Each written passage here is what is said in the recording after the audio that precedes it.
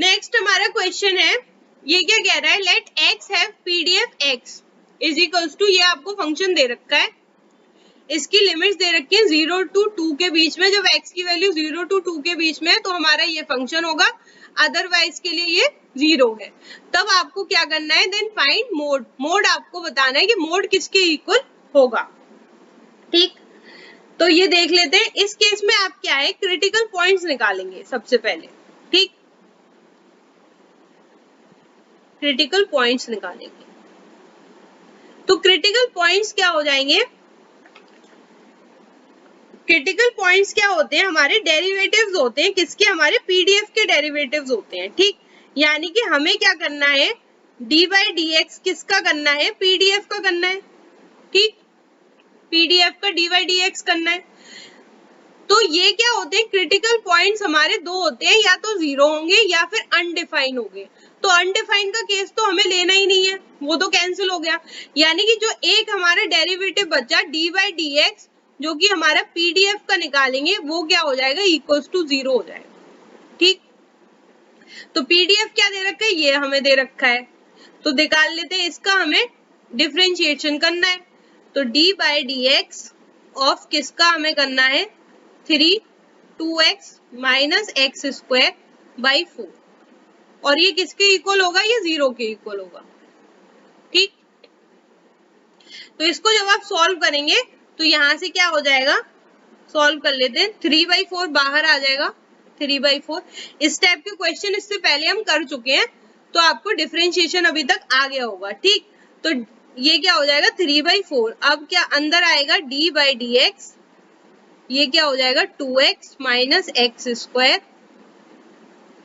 ठीक, x square equals to 0। तो इसका जब डिफरेंशिएट करेंगे, ये क्या हो जाएगा, 3/4, ये आ जाएगा आपका 2 माइनस 2x इक्वल्स टू 0। ठीक, अब यहां से आपको x की वैल्यू मिल जाएगी। x की वैल्यू क्या आ गई, आपकी 1 आ गई। ठीक, तो x की वैल्यू जो है वो 1 आ गई। तो या तो मतलब डायरेक्ट आप यहां से भी ऐसे लिख सकते हैं कि ऑप्शन सी आपका करेक्ट आंसर हो गया, क्योंकि x की वैल्यू पे मोड आपको मिल जाए। लेकिन हमें क्या है, हमें मोड निकालना है कि मोड मतलब क्या होगा, यानी कि मैक्सिमम मोड क्या होती है, मैक्सिमम रिपीटेड वैल्यू होती है।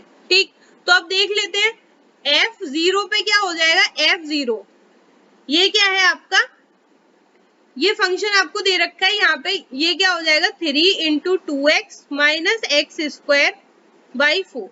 अब यहाँ पे x की वैल्यू 0 रखेंगे तो ये क्या निकल के आ रही है, 0 आ रही है। f1 निकालेंगे, क्यों, x की वैल्यू 1, तो ये क्या हो जाएगा, 3 2x minus x square by 4। तो ये क्या निकल के आ रही है, जब x की वैल्यू हम 1 रखेंगे तो यहाँ से ये वैल्यू निकल के आ रही है आपकी 3/4।